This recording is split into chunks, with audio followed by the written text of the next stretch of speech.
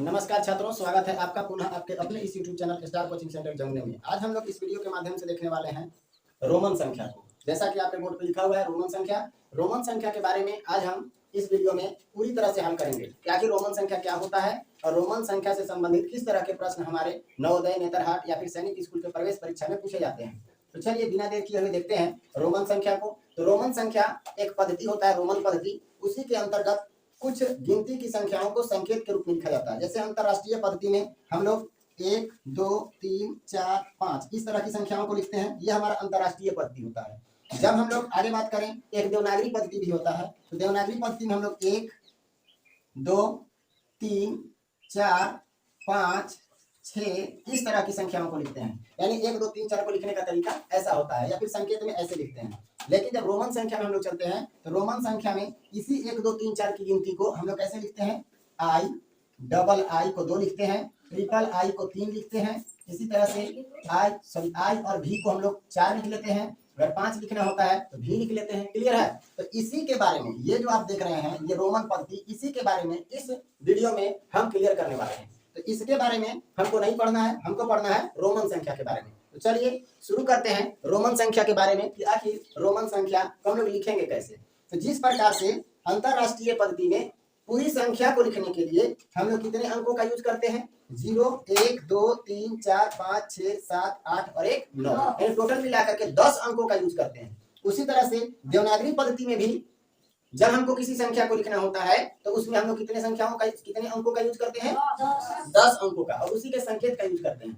लेकिन जब हम लोग रोमन संख्या में आते हैं तो 10 अंकों का या संकेतों का यूज नहीं करते। तो कितने अंकों या कितने अंकों के संकेतों का यूज करते हैं? तो हम लोग 7 संकेतों का यूज करते हैं। कितने संकेत? केवल 7 संकेत। अब ये 7 संकेत कौन कौन से हैं उसको हम लोग जानेंगे और उसी पर पूरा के पूरा सवाल हल होगा। ठीक है? यानी 7 संकेत कौन कौन से हैं उसको समझिएगा। हमारे पास 7 संकेत हैं। 7 संकेत में जो पहला संकेत है वो हमारा क्या होगा? आई जो है ये पहला संकेत है और इसको हम लोग क्या कहते हैं? 1 कहते हैं। आगे बढ़िए, अगर हम दूसरा संकेत की बात करें तो दूसरा संकेत हमारे पास होता है भी, और भी को हम लोग क्या कहते हैं? 5। कोई दिक्कत है यहाँ तक? आगे बढ़िए, अगर तीसरा संकेत के बारे में बात करें तो तीसरा संकेत होता है x, और इसका मतलब या इसका अर्थ क्या हो जाता है? 10। यानी इस 10 को हम लोग क्या लिखते हैं? 1 लिखते हैं। अगर इससे भी आगे बढ़े तो हमारे पास आ जाता है एल, और एल को हम लोग क्या कहते हैं? 50 कहते हैं। उसी तरह से इससे भी आगे बढ़ेंगे तो हो जाएगा सी, और सी का मतलब क्या होता है? 100। यानी 100 को हम लोग संकेत के रूप में सी से दिखाते हैं। आगे बढ़िएगा तो सी के बाद क्या हो जाता है? डी, और डी को हम लोग 500 से दिखाते हैं। यानी 500 को डी से दिखाएंगे। इतना क्लियर है? एक और संकेत है जिसको हम लोग बोलते हैं एम, और ये जो एम है वो 1000 को दर्शाता है। यानी 1000 को हम एम के रूप में लिखते हैं। इतना में किसी को समस्या है? अभी हम लोग देखिए कि चाहे वो अंतरराष्ट्रीय पद्धति हो या फिर देवनागरी पद्धति हो, दोनों में हम लोग 10-10 अंक का यूज किए पूरे संख्या को लिखने के लिए। लेकिन देवनागरी पद्धति में केवल यही 7 संकेत ऐसे हैं जिसके सहायता से हम लोग पूरी संख्या को लिख सकते हैं। ठीक है? तो यहाँ पे बात करते हैं कि ये जो 7 संख्याएं हैं या फिर 7 संकेत हैं उनका तो हम लोग मान सामने देख लिए। तो 1 के बाद अगर हमको 2 लिखना हो, 3 लिखना हो, 4 लिखना हो, यहाँ तो 1 के बाद 5 आ गया ना, तो 2, 3, 4 कैसे लिखेंगे? तो उसके लिए कुछ तरीका अपनाना होगा। कुछ मेन बातें हैं जिसको हमको समझना होगा। अगर उसको आप नहीं समझते हैं तो सवाल को हल नहीं कर पाइएगा। तो चलिए बिना देर किए हुए उन तरीकों को समझते हैं कि आखिर कौन कौन सा ऐसा तरीका है जिसके द्वारा और भी संख्याओं को हम लिख सकते हैं। तो उसके लिए एक पहला तरीका आपका होगा कि इनमें कुछ संकेत ऐसे हैं या कुछ संख्याओं के संकेत ऐसे हैं जिसको दोहराया जाता है, और कुछ संकेत ऐसे हैं जिसको दोहराया नहीं जाता है। तो कौन कौन ऐसा संकेत है जिसको हम दोहरा सकते हैं और कौन कौन ऐसा संकेत है जिसको नहीं दोहरा सकते? तो ध्यान दीजिएगा, ये जो आपका आई है, आई, एक्स, सी और एम, क्लियर है?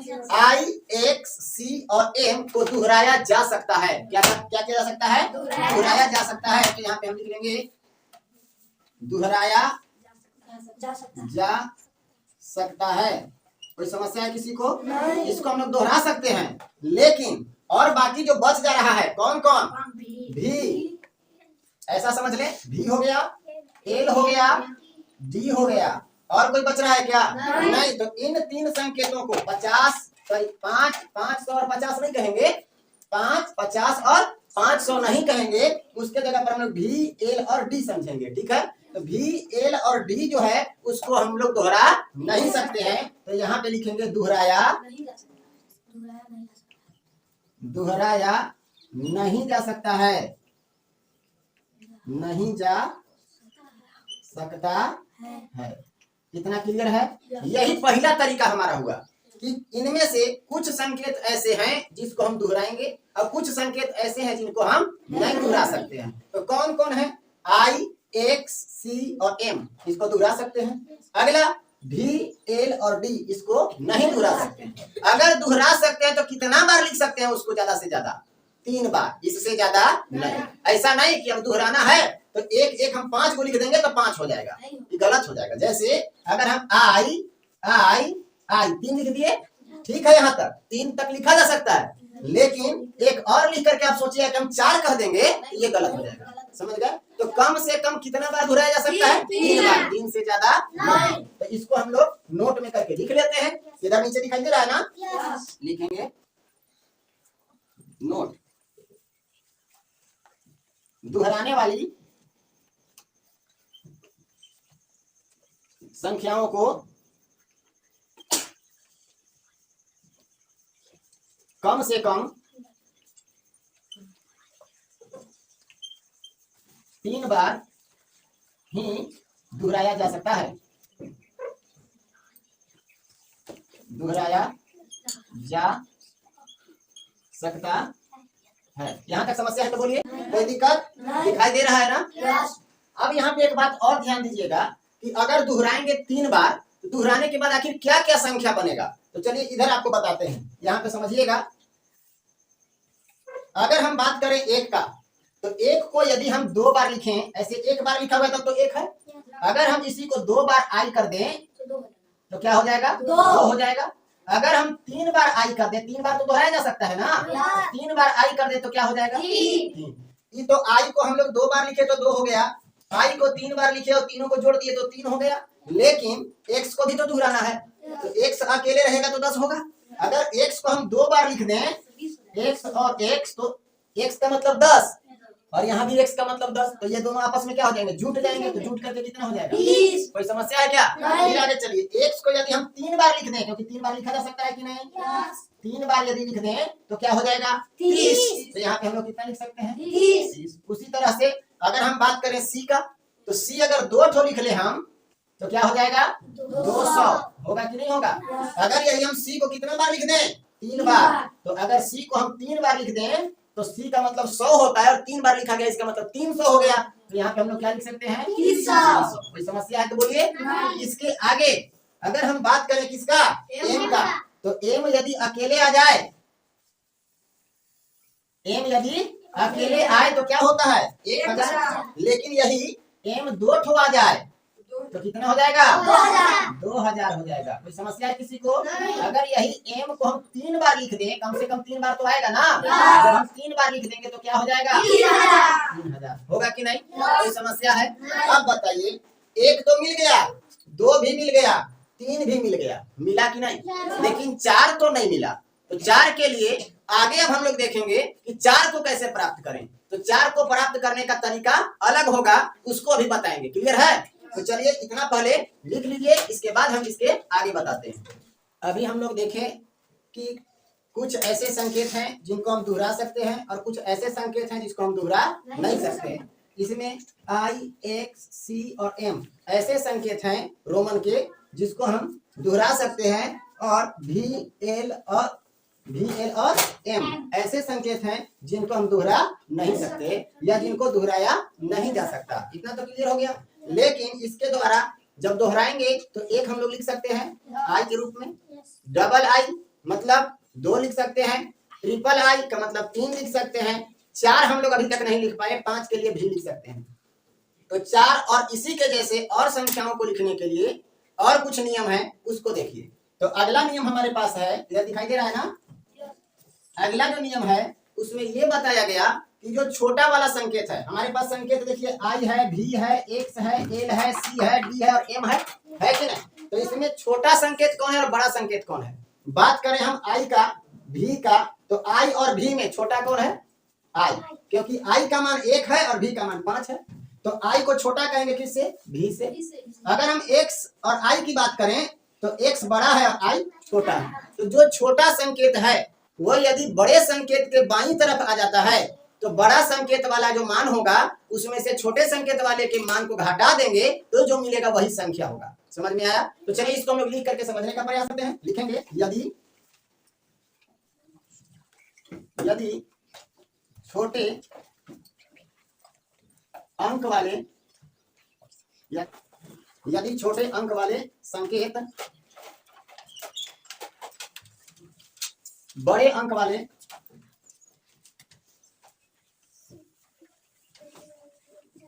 संकेत के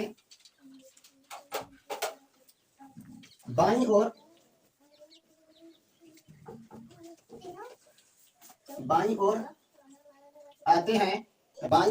आते हैं तो बड़े अंक या बड़े संकेत वाली संख्या में से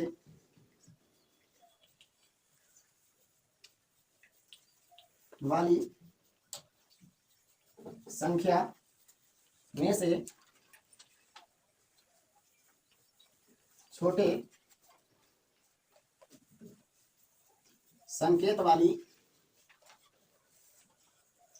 संख्या को घटाकर संख्या प्राप्त किया जाता है।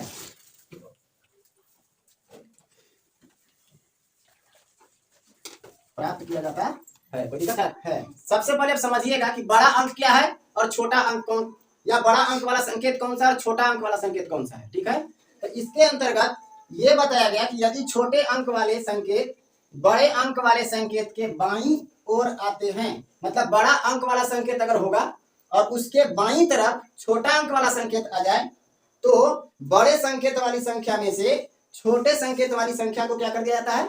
घटा दिया जाता है, और घटा करके जो आएगा वही ओरिजिनल संख्या होगा, वही पूरा मान कहलाएगा या वही मान हमको प्राप्त होगा। क्लियर है? लेकिन अगर यही छोटे अंक वाला जो संकेत है वो जो बाईं तरफ आया, अगर वो दाईं तरफ आ जाए तब तो उसको जोड़ दिया जाएगा।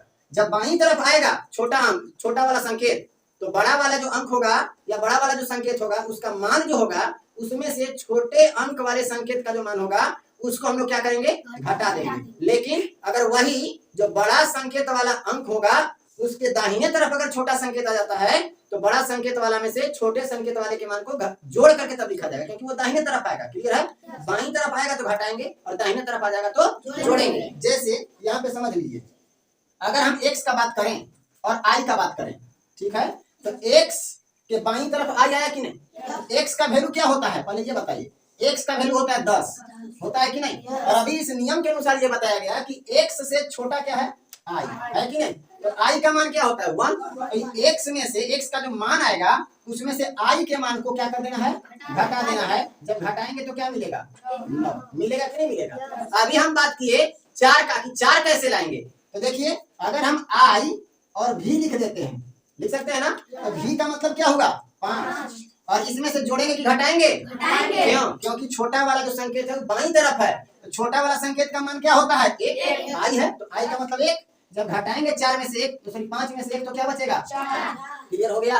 कैसे घटाएंगे? बड़ा वाला संकेत के बाईं तरफ अगर छोटा वाला संकेत आ जाए तो बड़ा वाला संकेत का मान जो होगा उसमें से छोटे वाले संकेत के मान को घटा करके संख्या प्राप्त कर लिया जाता है। क्लियर है?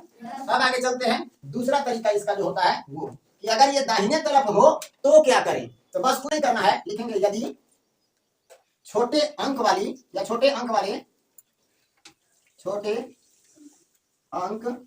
वाले संकेत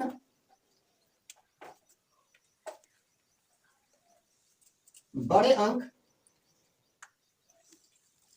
वाले संकेत के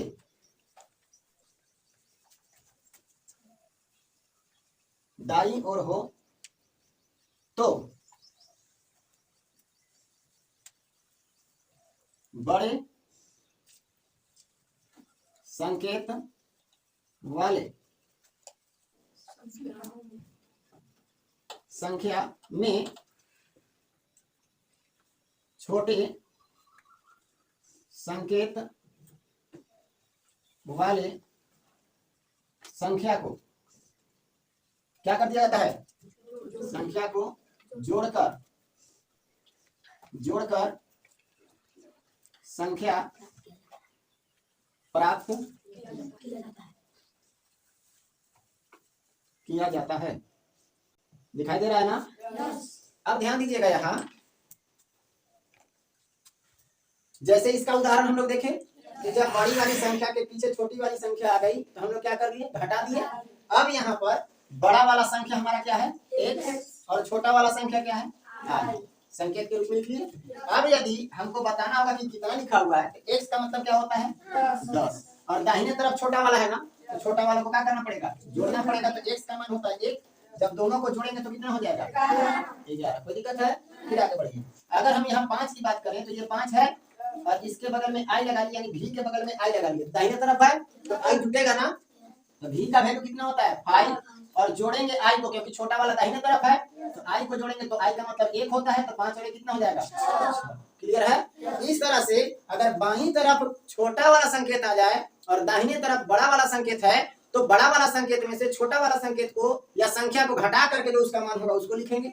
लेकिन यहाँ पर क्या होगा, अगर छोटा वाला संकेत बड़े वाले संकेत के दाहिने तरफ आता है तो बड़ा वाला अंक जो होगा या संकेत होगा, उसका जो अंक होगा या संख्या होगा, उसमें छोटे वाले संकेत के संख्या को जोड़ करके लिखेंगे। जैसे यहाँ x का मतलब 10 हुआ, 10 में 1 को जोड़ दिए। 1 को जोड़े क्यों, क्योंकि i जो है वो दाहिने साइड है, छोटा वाला दाहिने साइड है, तो 1 को जोड़ करके 11 कर दिए।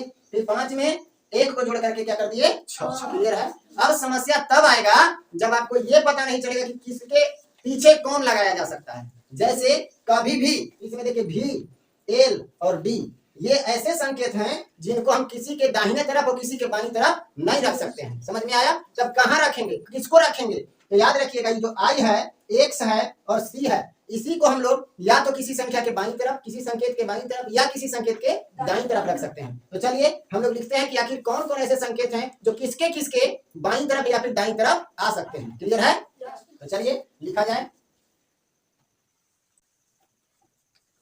i जो है, i केवल v और x, v और x, कॉमा, ठीक है? याद रखिएगा i जो है वो केवल v और x के चाहे बाईं तरफ या फिर दाईं तरफ आ सकता है और किसी के बाईं दाईं तरफ नहीं आएगा। आगे चलिए, इसके बाद जो x है वो या तो l के या फिर c के, तो यहाँ पे लिखेंगे i केवल v और x, इसके बाद x केवल किसके किसके, x जो है वो केवल l और c, l और c। इसके बाद एक और कौन है, c है ना, एक c भी तो आ सकता है। इसके बाद लिखेंगे तथा c करके लिख लीजिए, ज्यादा बेहतर है। तथा c केवल किसके, c जो है d और m, d और m के बाईं, या फिर ऐसे लिख सकते हैं i केवल v और x केवल l और c केवल d और m में से घटाया जा सकता है, में से घटाया जा सकता है। क्लियर है? अब यहाँ पे बात सिर्फ घटाने का नहीं है, आप बढ़ा भी सकते हैं। यानी v और x के दाहिने साइड देखिए i लगा सकते हैं कि नहीं, v और x के बाएं साइड i को लगा सकते हैं कि नहीं, बाईं साइड भी लगा सकते हैं और दाहिने साइड भी लगा सकते हैं, मतलब घटा भी सकते हैं और जोड़ भी सकते हैं। तो यहाँ सिर्फ घटाया जा सकता है नहीं, घटाया या बढ़ाया जा सकता है। तो ऐसे लिख लीजिए, में से घटाया या बढ़ाया जा सकता है। ठीक है, घटाया या बढ़ाया जा सकता है। दिखाई दे रहा है? जा सकता है। कोई दिक्कत है? यानी इसको हम घटा भी सकते हैं और बढ़ा भी सकते हैं। फिर है मतलब बाईं तरफ भी लिख सकते हैं और दाहिनी तरफ भी लिख सकते हैं, लेकिन किसको बाईं तरफ और दाहिनी तरफ में लिख सकते हैं, v, l और d को। यानी जिसको हम दोहरा नहीं सकते उसको किसी के बाएं दाएं नहीं लिख सकते हैं, ठीक है। और जिसको दोहरा सकते हैं उसी को हम लोग या तो किसी बड़ी संख्या या बड़ी संकेत के बाईं तरफ या बड़े संकेत के दाईं तरफ रख सकते हैं, मतलब जोड़ सकते हैं या फिर घटा सकते हैं। समझ में आया? इतना क्लियर हो गया? अगर इतना क्लियर हो गया हो तो अगले दिन इससे संबंधित कुछ प्रश्न होंगे, उसको हम लोग हल करेंगे। क्लियर है? लेकिन उससे पहले एक छोटा सा बात और बच रहा है। क्या नीचे दिखाई देगा? तो नीचे अगर दिखाई देता है तो उस टॉपिक को भी हम लोग क्लियर ही कर लेते हैं, उसको भी समझ लेते हैं। इसमें यह बताया गया है कि कोई भी संकेत के ऊपर यदि लाइन लगा हुआ हो या फिर बार, जिसको लोग रैंकरिंग कहते हैं, अगर वो चिन्ह लगा हुआ है घटाव के जैसा, जैसे अगर आई के ऊपर ऐसे लाइन खींचा हुआ है तो इसका मतलब इन लाइन का अर्थ है 1000 गुना। क्या होता है? 1000 गुना। एक है ना, एक के ऊपर अगर लाइन इस तरह से खींच दिया गया तो वो 1000 हो गया। एक में 1000 से गुना करेंगे तो 1000 होगा। अगर यही 5 रहे और इसके ऊपर ऐसे लाइन खींचा हुआ है तो 5 में 1000 से गुना करेंगे, कितना हो जाएगा? 5000। उसी तरह से 10 है तो 10 के ऊपर अगर लाइन खींचा हुआ है तो क्या हो जाएगा? 10000। उसी तरह से एल है तो 50 में 1000 से ऊपर गुना कर देंगे तो कितना हो जाएगा? 50000। कोई दिक्कत है? यहीं से आप लोग समझ जाइएगा कि लिख दें? समझ जाइएगा। चलिए समझ लीजिए, यहीं पे आप लोग को डायरेक्ट समझा दे रहे हैं। अगर यहाँ पे बात किया जाए ऐसे कि अगर आई के ऊपर क्या लगा दिया गया? रैंकरिंग या फिर लाइन खींच दिया गया तो इसका मतलब क्या हो गया? कि तो 1 है ना, तो 1 में ऊपर अगर लाइन आ गया तो 1000 गुना, मतलब 1000 से गुना। समझ गए? जब गुना करेंगे तो कितना आ जाएगा? 1000 होगा कि नहीं? अगर यही भी रहता और भी के ऊपर लाइन खींचा हुआ रहता तो भी का मतलब 5 और ये लाइन है, इसका मतलब 1000 गुना, तो 1000 से क्या करना पड़ता? गुना करना पड़ता। तो क्या हो जाता? 5000 होता कि नहीं होता? उसी तरह से अगर हम 10 की बात करें तो 10 है, इसके ऊपर लाइन खींचा हुआ है तो 10 का मतलब तो 10 है ये है, लेकिन इसमें 1000 से और गुना करना है। 1000 से गुना का मतलब 3 को 0 और लग जाएगा, इसमें लगेगा कि नहीं? अगर वही 50 के बारे में बात किया जाए तो 50 का मतलब क्या होता है? एल, और एल के ऊपर लाइन है, इसका मतलब 50 तो रहेगा, लेकिन 1000 से और गुना करेंगे तो 3 को 0 और लग जाएगा।